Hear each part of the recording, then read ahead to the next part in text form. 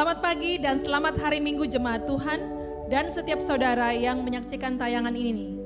Sebelum kita menyembah Tuhan pada saat ini, saya rindu untuk menguatkan saudara lewat firman Tuhan yang saya ambil dari 2 Korintus 5 ayat 17. Jadi siapa yang ada di dalam Kristus, ia adalah ciptaan baru.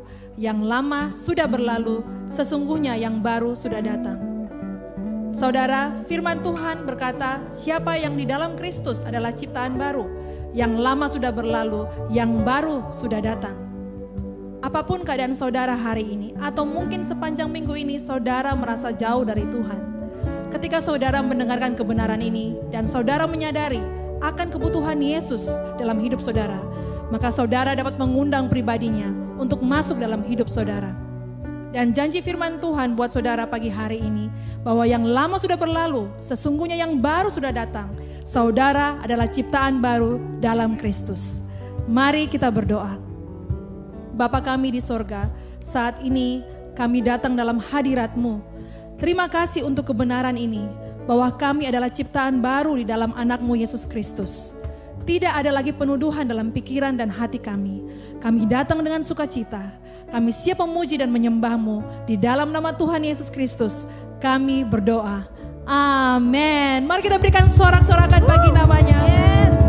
Terima kasih Tuhan Yesus. Thank you Lord. Woo. Come on.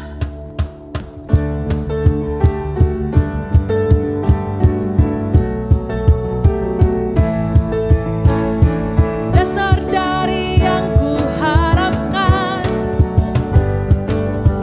bukti dari segala yang tak kulihat, iman berikanku kekuatan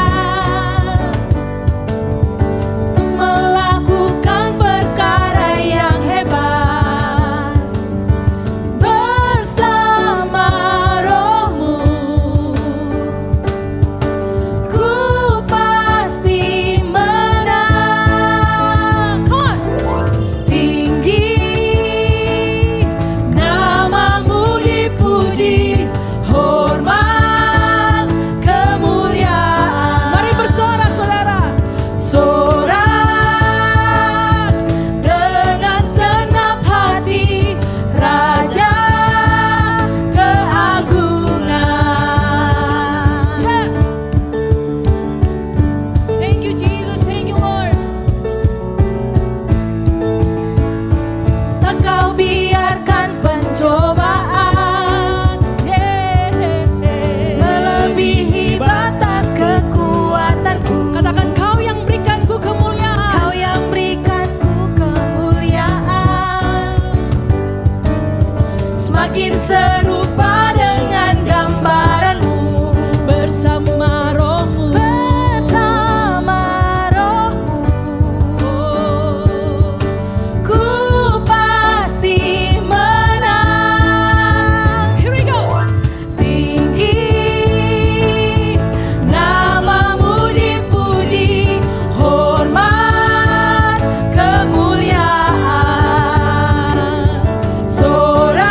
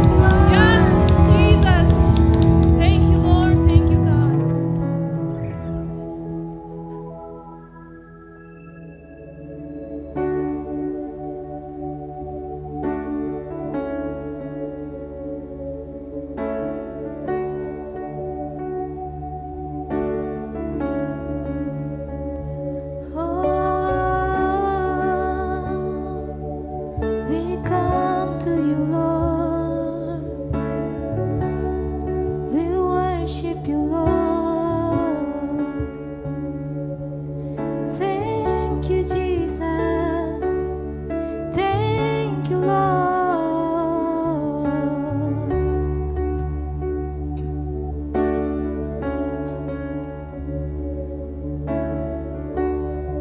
No longer ashamed, no longer afraid. You have washed me white as snow. No longer bound, now I am crowned. Once in darkness, now I know you save.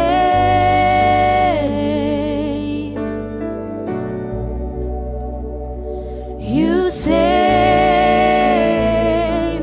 and you give me beauty for ashes, and you pull me close to your heart. You have turned my mourning to dancing. That's why you do. That's who you are.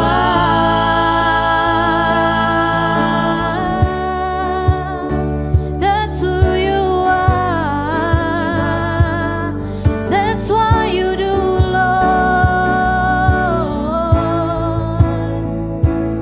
Oh, brand new eyes, brand new hands.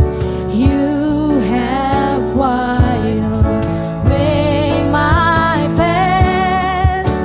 Brand new day, brand new life.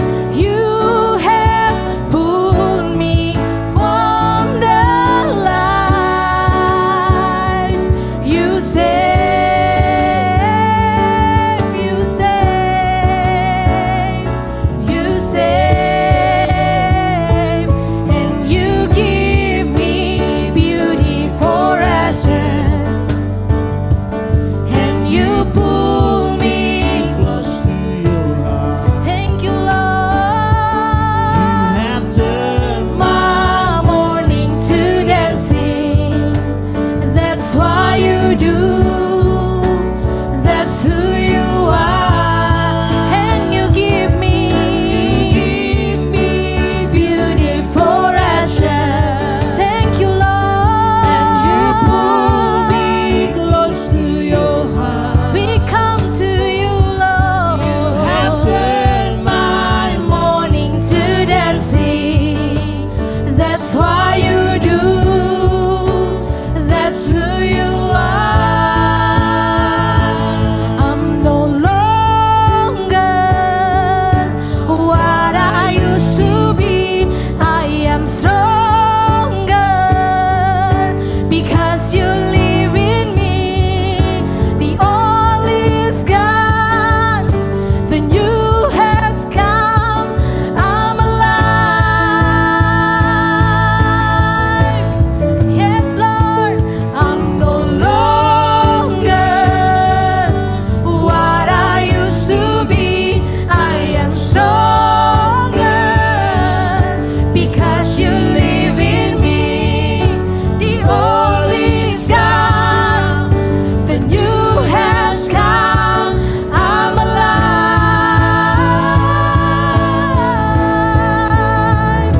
and you give me beauty for ashes, and you pull me close to your heart.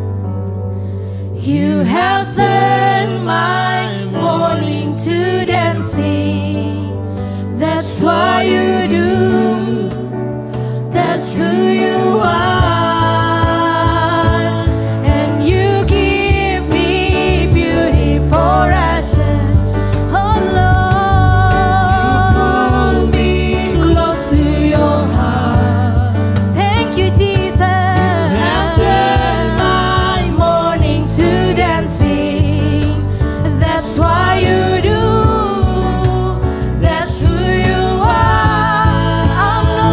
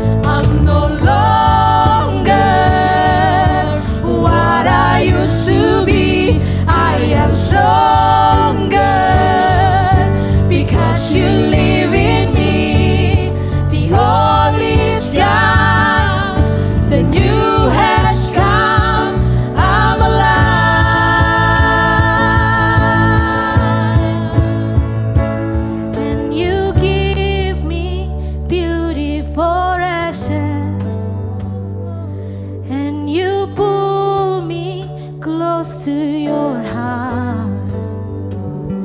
You have turned my mourning to dancing. That's why you do. That's who you are. And you give me beauty for ashes. And you pull me close to your heart. You have turned my mourning to dancing. That's why you do. That's who you are.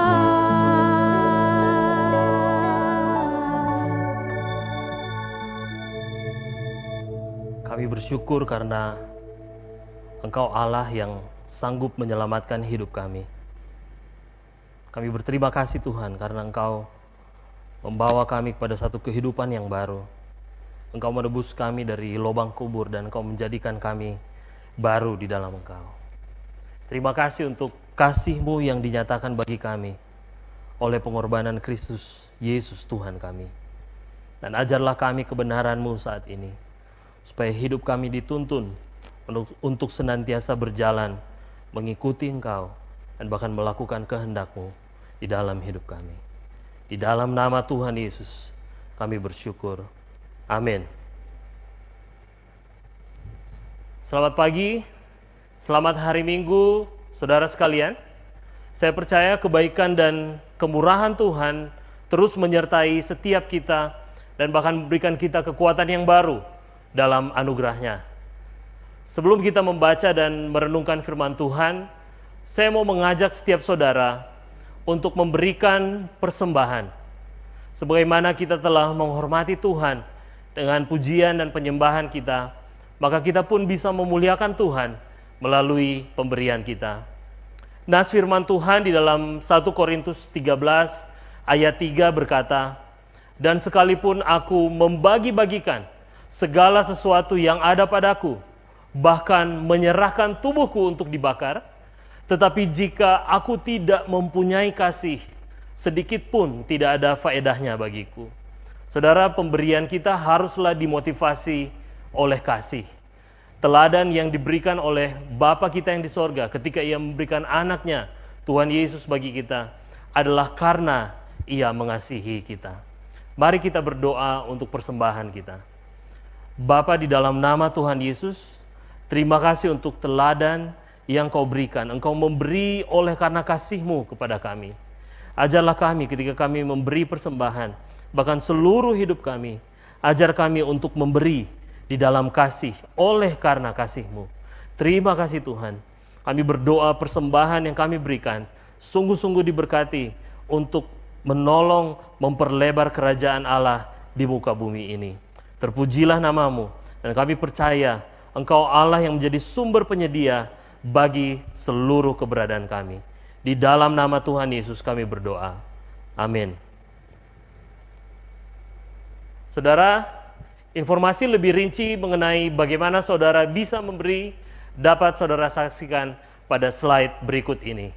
Selamat memberi.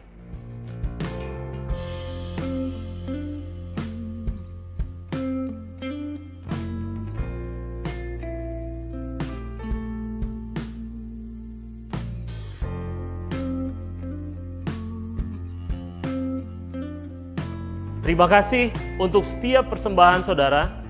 Apa yang saudara berikan akan juga menjadi berkat bagi pemberitaan Injil dan pelebaran kerajaan Allah di kota ini. Baik saudara, kita akan bersama-sama belajar dari firman Tuhan pada pagi hari ini. Saya bersyukur Tuhan memberikan kekuatan yang baru untuk kita bahkan bisa bersama-sama belajar dari firman Tuhan pada pagi hari ini. Saya berterima kasih kepada gembala dan tim kepemimpinan gereja ini untuk kesempatan bisa membagikan firman Tuhan pada pagi hari ini. Hari ini saya akan berbicara mengenai the power of the gospel atau kuasa Injil. Ada apa dengan Injil? Karena hidup kita hari ini adalah karena Injil. Injil yang adalah kabar baik tentang Allah yang menyelamatkan manusia dari dosa di dalam Kristus Yesus, putranya, memiliki kuasa yang begitu luar biasa. Bahwa Injil lebih dari sekedar pengetahuan kita akan 4 kitab pertama dalam Perjanjian Baru, tetapi kita akan melihat apa esensi utama dari kabar baik ini. Sehingga kita pada akhirnya bisa memiliki pemahaman yang lebih jelas mengenai Injil dan kemudian hidup dalam keyakinan dan kebanggaan untuk memberitakan Injil. Mengapa? Karena kabar baik tentang keselamatan tidak hanya berkuasa untuk menyelamatkan atau mengubahkan kita, tetapi Injil yang diberikan oleh Allah adalah untuk semua orang. Dan kita semua dipanggil untuk turut memberitakannya. Mari kita baca bersama-sama. Saudara bisa membuka Alkitab saudara di rumah melalui firman Tuhan di dalam Perjanjian Baru, di dalam Roma pasal 1 ayat 13 hingga yang ke-17. Roma pasal 1 ayat 13 hingga yang ke-17. Izinkan saya membaca bagi setiap kita pagi hari ini. Saudara-saudara, aku mau supaya kamu mengetahui bahwa aku telah sering berniat untuk datang kepadamu, tetapi hingga kini selalu aku terhalang, agar di tengah-tengahmu aku menemukan buah, seperti juga di tengah-tengah bangsa bukan Yahudi yang lain. Aku berhutang baik kepada orang Yunani maupun kepada orang bukan Yunani, baik kepada orang terpelajar maupun kepada orang tidak terpelajar. Itulah sebabnya aku ingin untuk memberitakan Injil kepada kamu juga yang diam di Roma. Sebab aku mempunyai keyakinan yang kokoh dalam Injil, karena Injil adalah kekuatan Allah yang menyelamatkan setiap orang yang percaya, pertama-tama orang Yahudi, tetapi juga orang Yunani. Sebab di dalamnya nyata kebenaran Allah yang bertolak dari iman dan memimpin kepada iman, seperti ada tertulis, orang benar akan hidup oleh iman. Mari kita berdoa bersama-sama. Tuhan, terima kasih untuk firman-Mu pada pagi hari ini. Kami berdoa biar Roh Kudus yang memimpin, menuntun kami, menerangi mata hati kami, supaya kami bukan hanya sekedar melihat setiap huruf, setiap tulisan yang ada di dalam teks ini, tapi biar sungguh-sungguh kami mengalami kebenaran firman Tuhan, dan kami diubahkan oleh kuasa firman-Mu, sehingga kami dapat melakukannya di dalam hidup kami. Di dalam nama Tuhan Yesus kami berdoa, amin. Saudara, teks kita hari ini adalah surat Paulus kepada jemaat di Roma yang berisi kerinduan Paulus untuk datang ke kota Roma dan memberitakan Injil kepada mereka. Mengapa demikian? Karena jemaat di Roma bertumbuh dalam iman mereka tanpa memiliki satupun dokumen mengenai kisah tentang Tuhan Yesus. Mereka hanya mendengar kesaksian demi kesaksian tentang Tuhan Yesus. Sehingga Paulus merasa sangat penting untuk jemaat di Roma memiliki pengertian yang benar tentang Injil. Karena jemaat di Roma juga kebanyakan adalah orang-orang yang sebelumnya menyembah berhala. Dan karena mereka berada di ibu kota peradaban dunia saat itu, pasti ada tekanan, ejekan, dan anggapan-anggapan remeh orang-orang Roma yang high class mengenai iman dan kepercayaan mereka kepada Yesus Kristus. Jemaat di Roma harus memiliki keyakinan penuh terhadap Injil di tengah situasi yang memandang rendah berita keselamatan di dalam Tuhan Yesus. Bahwa anggapan orang-orang Roma saat itu akan berkata, mengapa kita harus percaya pada kabar keselamatan yang dilakukan oleh seorang pria yang berasal dari Galilea, dari daerah yang adalah jajahan Romawi sendiri, yang kemudian mati dengan cara yang terkutuk menurut pemerintahan Romawi, yaitu disalibkan. Apakah benar setiap orang bisa selamat hanya dengan percaya kepadanya, atau mungkin ini hanya sebuah lelucon atau omong kosong belaka? Saya percaya bahwa pesan dari khotbah hari ini akan menolong setiap kita. Bahwa bisa jadi dalam kehidupan kita, sekalipun kita adalah orang Kristen, tapi kita tidak memiliki kebanggaan akan berita Injil. Sehingga kita mungkin ragu akan kuasa Injil dan bahkan kita ragu untuk menghidupinya atau bahkan memberitakannya kepada orang lain. Atau mungkin ada dari saudara yang baru pertama kali mengenal Injil, mengenal kabar baik yang datang dari Allah. Dan mungkin engkau bertanya bahwa apakah Injil sungguh-sungguh layak untuk dipercaya? Dan bagaimana kita bisa yakin terhadap Injil di tengah situasi dunia sekeliling kita yang semakin hari semakin menganggap remeh akan berita Injil. Untuk itu, kita perlu mengerti dan melihat dari teks ini dengan sebuah pertanyaan penting. Pertanyaannya adalah, mengapa Paulus sangat yakin, sangat bangga, dan tidak pernah ragu, bahkan selalu bersemangat untuk memberitakan Injil? Kita perlu ingat bahwa Paulus pernah ditinggalkan. Dia pernah dirajam dengan batu di Listra.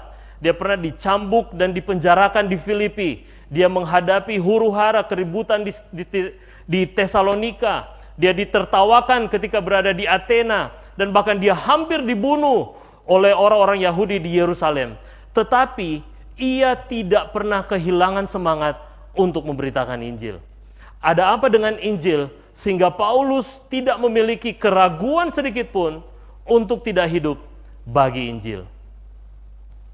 3 hal penting mengenai Injil agar kita mengerti betapa pentingnya kabar baik ini bagi hidup kita. Saudara, yang pertama, Injil adalah kekuatan Allah untuk menyelamatkan. Dalam ayat 16 dikatakan, sebab aku mempunyai keyakinan yang kokoh di dalam Injil. Karena Injil adalah kekuatan Allah yang menyelamatkan. Dalam bahasa Inggris dikatakan, for I am not ashamed of the gospel, for it is the power of God for salvation. Bahwa Injil adalah kekuatan Allah yang menyelamatkan. Karena orang-orang Roma, mereka akrab dan suka dengan kata kekuatan, power. Sebagai sebuah kekaisaran yang begitu besar di zaman itu, yang menguasai seluruh dunia pada saat itu, memimpin peradaban pada saat itu. Kekuatan atau kekuasaan adalah sebuah kebanggaan bagi orang-orang Romawi. Tetapi kekuatan yang dimiliki oleh kekaisaran Romawi adalah sesuatu yang terbatas. Berbagai intrik politik yang terjadi, perebutan kekuasaan yang terjadi, dan justru semuanya itu membuat kekuasaan atau power pada akhirnya menyengsarakan begitu banyak orang, termasuk rakyat kecil. Saudara, Paulus meyakinkan jemaat di Roma bahwa Injil adalah kekuatan yang berbeda. Injil adalah kekuatan Allah, kekuatan yang datang dari Tuhan semesta alam yang jauh lebih berkuasa dibandingkan semua dewa-dewa yang dipercayai oleh orang-orang Romawi. Bahwa Allah yang besar ini menyatakan kekuasaannya dengan menyelamatkan manusia dari dosa. Ketika semua dewa-dewi Romawi hanya bisa menuntut korban, tetapi Allah orang Israel justru berkorban agar keselamatan terjadi. Saudara, firman Tuhan ini mengingatkan kita bahwa kita mungkin bisa berbangga dengan apapun kuasa atau apapun kekuatan yang kita miliki saat ini. Kita memiliki berbagai macam pencapaian, ada harta, ada uang, prestasi, berbagai hal, deposito, apapun yang bisa kita miliki, yang kita banggakan sebagai kuasa atau kekuatan diri kita. Tapi dengar baik, semua itu tidak mampu untuk menyelamatkan hidup kita. Ada apa dengan Injil sehingga ia layak untuk dipercayai dan diberitakan? Karena Injil adalah kekuatan Allah untuk menyelamatkan.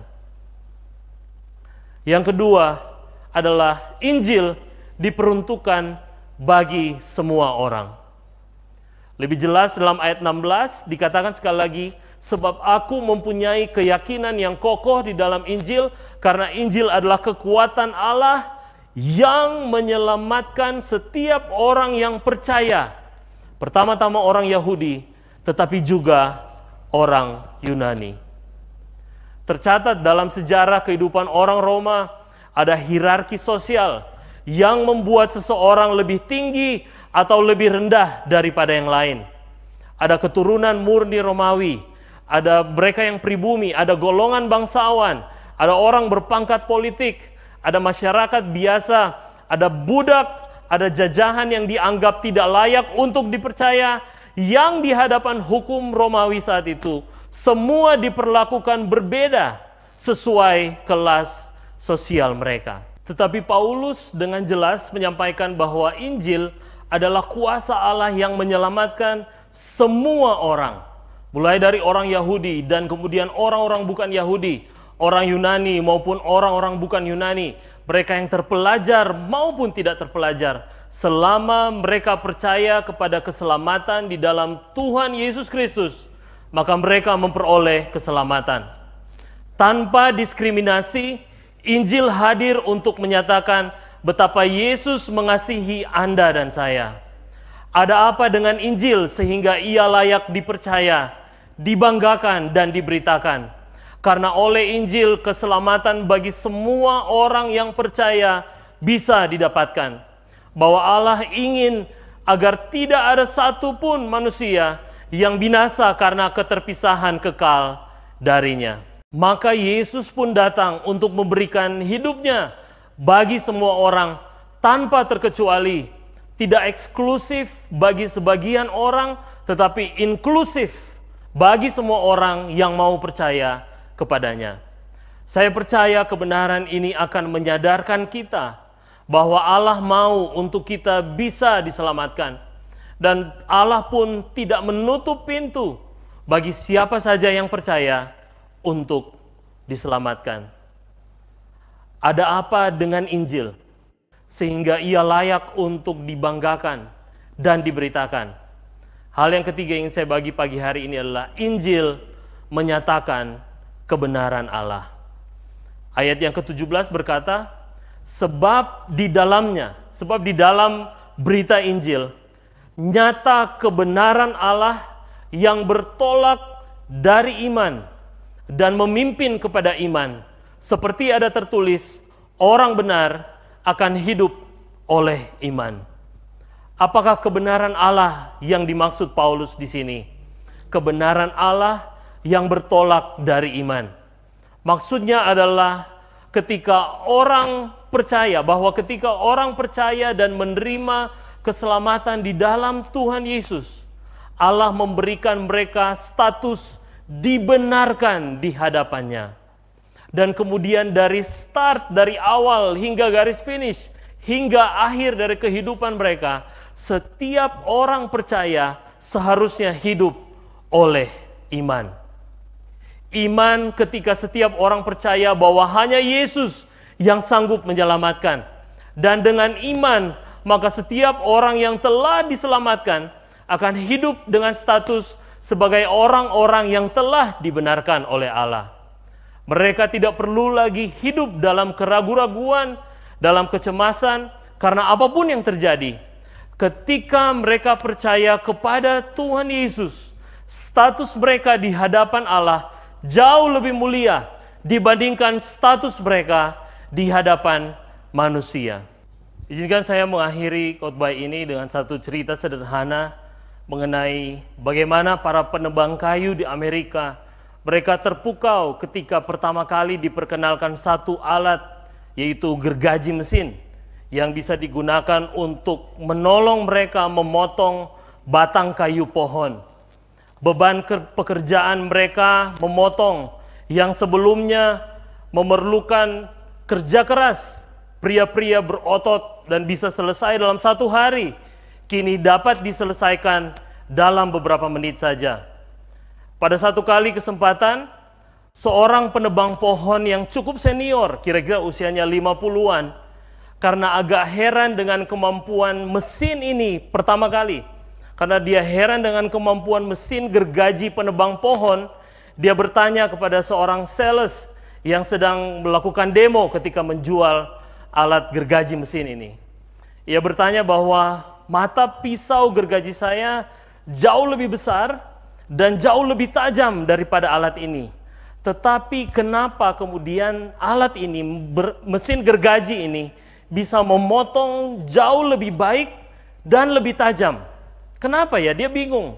Karena dia punya mata pisau gergaji yang besar, yang panjang, yang jauh lebih besar, jauh lebih tajam. Tetapi alat yang sekecil ini, alat yang sederhana ini bisa memotong lebih baik dan bahkan lebih tajam. Salesman itu menjawab dengan sederhana, dia bilang bahwa bukan karena mata pisau gergajinya Pak, dia bilang, tetapi karena kekuatan dari mesin yang menjalankannya. The difference is because of the power that make the machine working. Bahwa ketika ada kuasa yang berbeda yang hadir, ada hasil yang berbeda pula. Hal yang sama seringkali terjadi dengan kita. Kita bertanya, apa yang istimewa dengan Injil ini? Bahwa saya juga punya, dalam tanda kutip, kabar baik menurut versi saya sendiri. Bahwa saya juga punya sesuatu yang bisa, sekali lagi dalam tanda kutip, menyelamatkan hidup saya, memberi saya ketenangan. Tetapi apa yang membuat Injil ini seperti begitu berbeda? Bahwa kabar baik, dalam tanda kutip, yang kita miliki, semua kesenangan, semua ketenangan kita, sama seperti mata gergaji yang kelihatannya besar dan lebih tajam, tetapi tanpa kekuatan, tanpa power yang sanggup untuk bisa menyelesaikan persoalan, maka kita sebenarnya memerlukan Injil karena ia istimewa. Ada power dari mesin itu, ada kuasa yang berbeda dari Injil, yaitu kuasa Allah yang membuat Injil begitu istimewa. Kuasa Allah yang bekerja untuk menyelamatkan setiap orang yang percaya. Saya mau memberitakan ini bagi setiap kita semua. Apakah saudara orang Kristen, saudara bukan orang Kristen, saudara mungkin lama mengenal Kristus tapi kerohanianmu menjadi kering dan menjadi beku, saudara seperti mati rohani. Dengar baik, saudara butuh Injil. Setiap kita butuh Injil.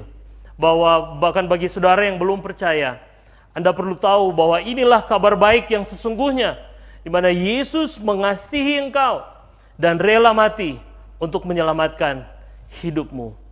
Bahkan kepada setiap orang Kristen yang mendengarkan ini, termasuk bahkan saya sendiri, kepada setiap kita, bahwa kita memerlukan Injil, kita butuh Injil untuk memimpin hidup kita.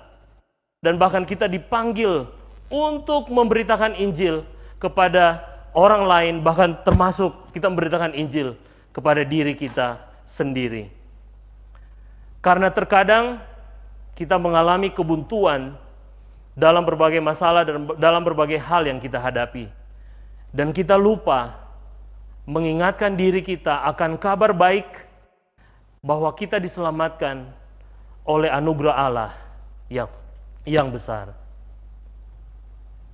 Padahal ketika kita sadar akan kabar baik ini, kita akan tahu bahwa bila Allah rela dan sanggup untuk menyelamatkan kita dari masalah terbesar hidup kita, yaitu dosa, maka kita dapat selalu berharap kepadanya dalam setiap keadaan.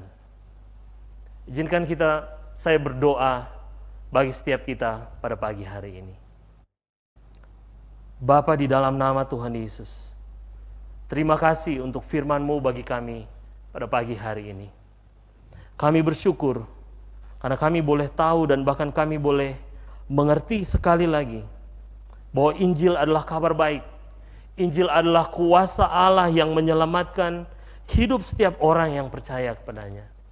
Oleh karena itu pada pagi hari ini Tuhan, biar kami dapat datang kepada Engkau dan kami membuka hidup kami untuk sekali lagi kami dibaharui dalam pengertian kami mengenai kuasa kebenaran, kuasa Injil di dalam hidup kami. Dan bahkan saya menantang kepada setiap saudara, kepada engkau yang belum percaya, pada engkau yang ragu akan jalan keluar bagi setiap keadaanmu. Engkau ragu apakah saya diselamatkan. Dengar baik, apapun yang kau merasa sebagai kekuatan atau kekuasaan yang engkau banggakan. Pagi hari ini, firman Tuhan berkata, ketika setiap orang percaya kepada Injil, kuasa Allah yang menyelamatkan, disitulah terletak kekuatan yang sebenarnya. Tuhan, aku berdoa bagi setiap mereka yang mendengarkan firman ini, bagi setiap mereka yang ragu, bagi setiap mereka yang tidak percaya kepada Engkau, yang oleh karena berbagai hal yang pahit dalam hidup mereka, mereka menjadi tawar dan bahkan mereka menjadi ragu akan kebenaran-Mu.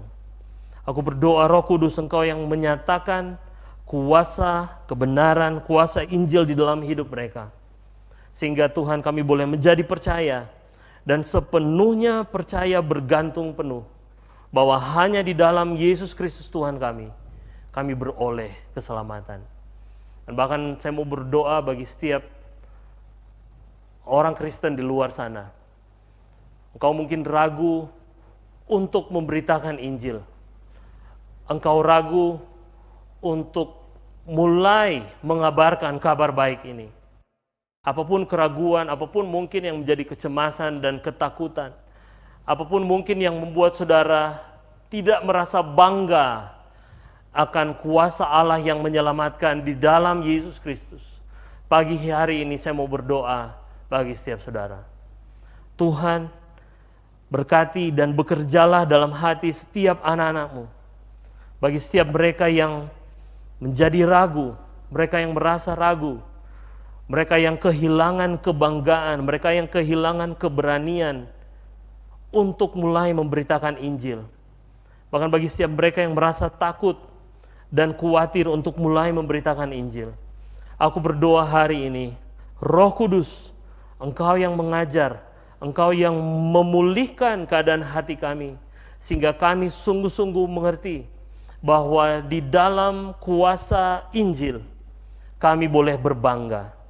Terima kasih Tuhan, berkati setiap umat-Mu, agar kami senantiasa hidup di dalam kuasa Injil yang menyelamatkan. Di dalam nama Tuhan Yesus kami berdoa. Amin.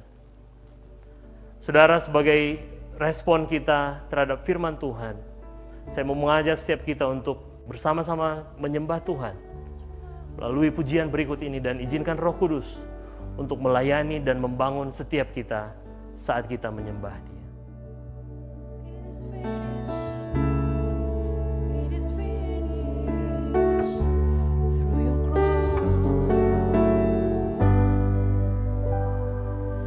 There's no sin too great, there's no pain too deep. The cross declares it is done. There's no shame too real that His love won't heal. Forever the victory is won. There's no sin too great, there's no pain too deep. The cross declares it is done. There's no shame too real that His love won't heal. Forever the victory is won.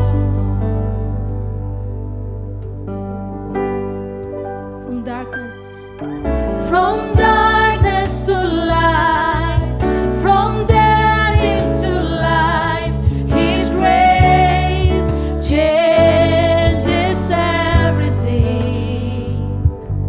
From broken to whole, saint to white as snow, His grace changes everything. His grace changes everything. There's no sin too great, there's no pain too deep. The cross declares it is done. There's no shame too real that His love won't heal. Forever the